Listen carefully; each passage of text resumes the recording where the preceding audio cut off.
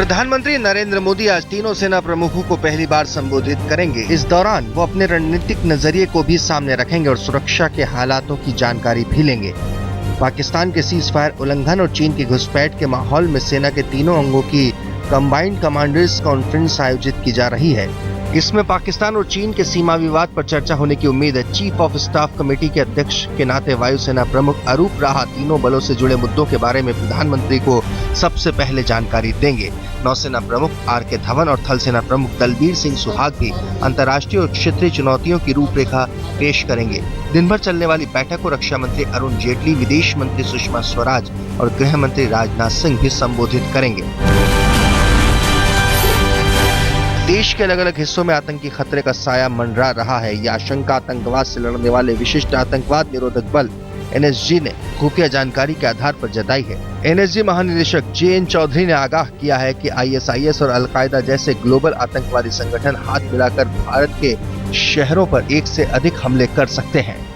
उन्होंने खासतौर पर बेंगलोर और गोवा को आतंकियों के निशाने पर बताया। वो मानेसर में एनएसजी के स्थापना दिवस के मौके पर पत्रकारों से बात कर रहे थे।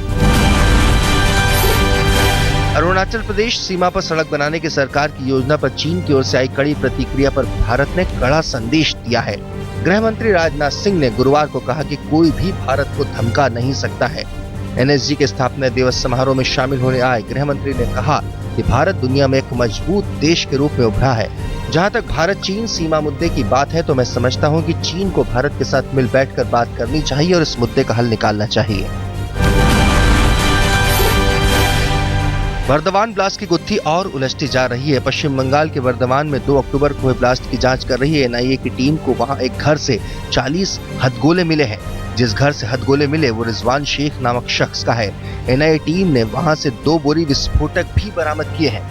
मामले की जांच के लिए एनआईए और एनएसजी की ज्वाइंट टीम बर्दवान में है। जिस घर से विस्फोटक मिला है उस घर में 5 लोग रहते थे। फिलहाल 5 फरार हैं। 2 अक्टूबर के ब्लास्ट में 2 लोगों की मौत हुई। इस ब्लास्ट से आतंक के तार जुड़े होने का शक जताया जा रहा है।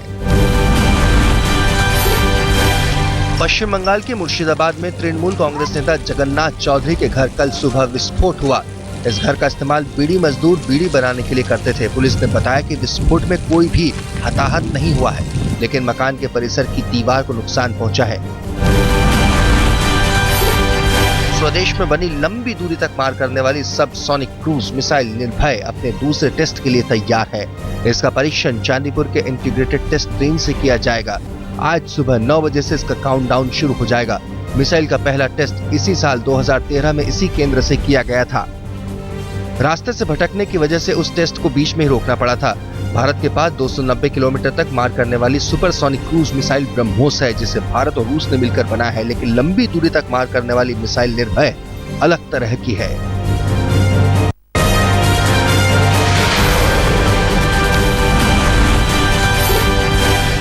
तमिलनाडु की पूर्व मुख्यमंत्री जयललिता की किस्मत का फैसला आज सुप्रीम कोर्ट में होगा। आय से ज्यादा संपत्ति मामले में दोषी जयललिता की जमानत याचिका पर आज सुनवाई होगी। 18 साल पुराने मामले में बेंगलोर की स्पेशल कोर्ट ने 27 सितंबर को उन्हें दोषी ठहराया था। जयललिता को 4 साल की कैद की सजा सुनाई गई है। इस मामले में कर्नाटक हाईकोर्ट से उन्हें जमानत नहीं मिली थी। जयललिता के खिलाफ आय से ज्यादा संपत्ति का मामला 1996 में आया था। तब डीएमके के एक नेता ने उनके खिलाफ मामला दर्ज कराया था। 2001 में सुप्रीम कोर्ट ने इस केस को चेन्नई से बेंगलोर ट्रांसफर कर दिया था।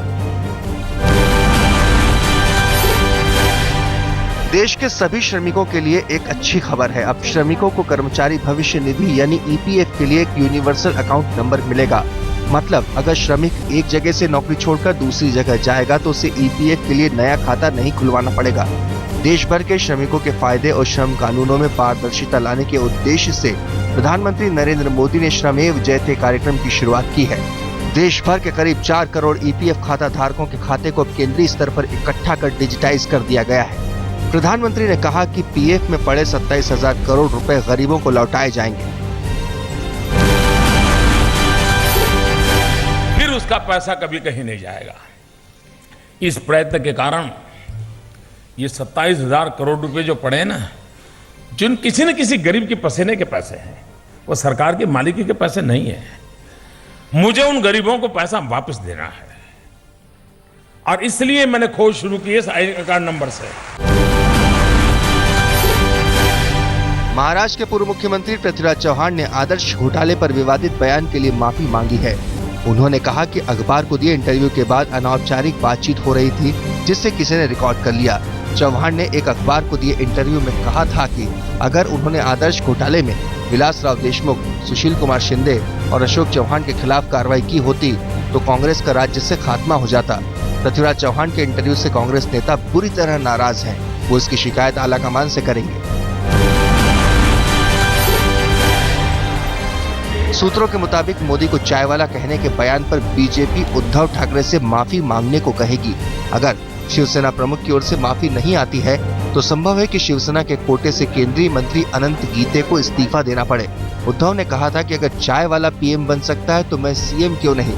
बाद में चाय वाला शब्द को बदलकर उन्होंने आम आदमी किया था। बीजेपी ने कहा है कि पार्टी ने शिवसेना के लिए अपने दरवाजे बंद नहीं किए हैं। बीजेपी प्रवक्ता शाहनवाज हुसैन ने लगे हाथों ये भी कह डाला कि महाराष्ट्र में बीजेपी का ही मुख्यमंत्री होगा और पार्टी को सरकार बनाने के लिए किसी की मदद की दरकार नहीं होगी। मोदी सरकार अब आलू आयात करेगी। आलू की कीमतों में तेजी को रोकने और बाजार में इसकी उपलब्धता को बढ़ाने के लिए ये फैसला लिया गया है। हाल के दिनों में आलू की कीमतें आसमान छू रही है। दिल्ली में इसकी खुदरा कीमतें 35 से 40 रुपए प्रति किलो है। कृषि मंत्री राधा मोहन सिंह ने कहा कि हम आलू की बढ़ती कीमतों पर काबू पाने के लिए हर मुमकिन उपाय कर रहे हैं। इसी महीने टेंडर मंगाया जाएगा और उम्मीद है कि नवंबर के अंत तक आलू की पहली खेप भारत पहुंच जाए। आलू का आयात यूरोप और पाकिस्तान से किया जाएगा। साल 2012 में जम्मू कश्मीर में आलू की बढ़ी कीमतों को कम करने के लिए पाकिस्तान से आयात किया गया था।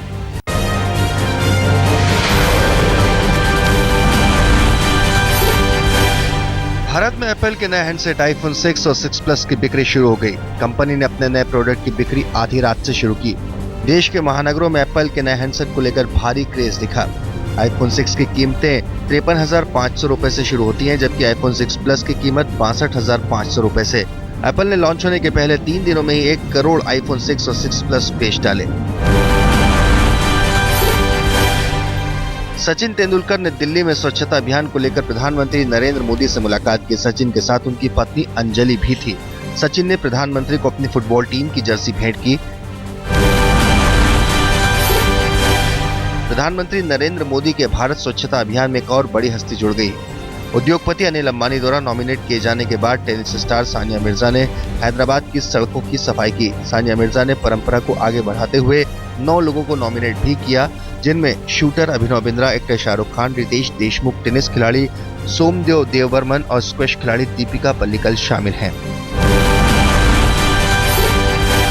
योग गुरु रामदेव भी मोदी के सफाई अभियान में कूद पड़े हैं। उन्होंने कनखल आश्रम से लेकर हर की पौड़ी तक को चमका दिया। जब बाबा ने फावड़ा उठाया तो उनके चेले कैसे पीछे रहते। सुप्रीम कोर्ट ने गुमशुदा बच्चों के मामले में सख्त रुख अपनाते हुए छत्तीसगढ़ और बिहार के मुख्य सचिवों और डीजीपी को कोर्ट में तलब किया है।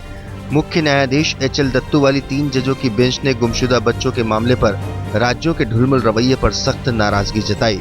कोर्ट ने कहा कि राज्य सरकारें बच्चों की गुमशुदगी के मामले पर संजीदा हों, वरना एक-एक राज्यों के मुख्य सचिव और डीजीपी को कोर्ट में बुलाकर जवाब तलब किया जाएगा। कोर्ट ने यह भी कहा कि हम उनसे पूछेंगे कि अगर आपका बच्चा खो जाए तो आप क्या करेंगे।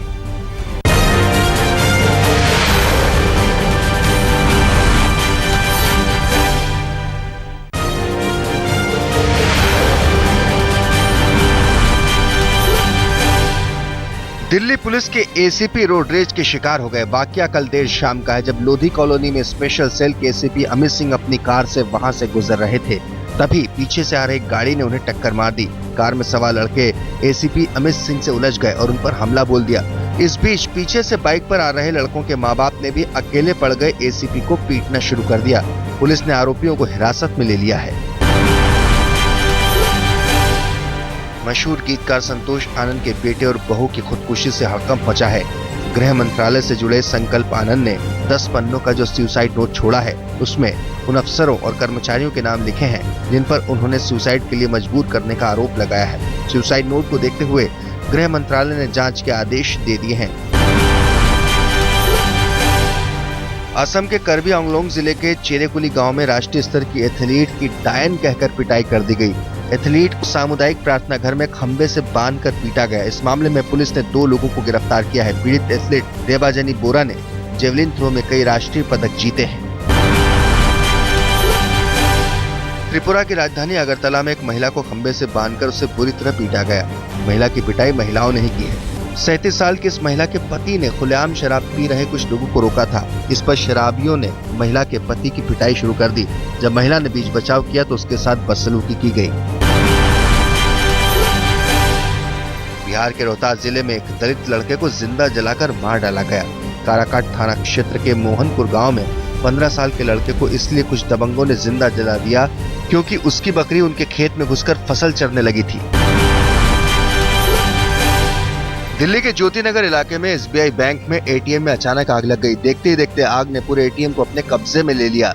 ATM के अंदर 2 मशीनें लगी थी, दोनों में आज ही गैस डाला गया था। बाद में मौके पर पहुंचकर फायर की गाड़ी ने आग पर काबू पाया।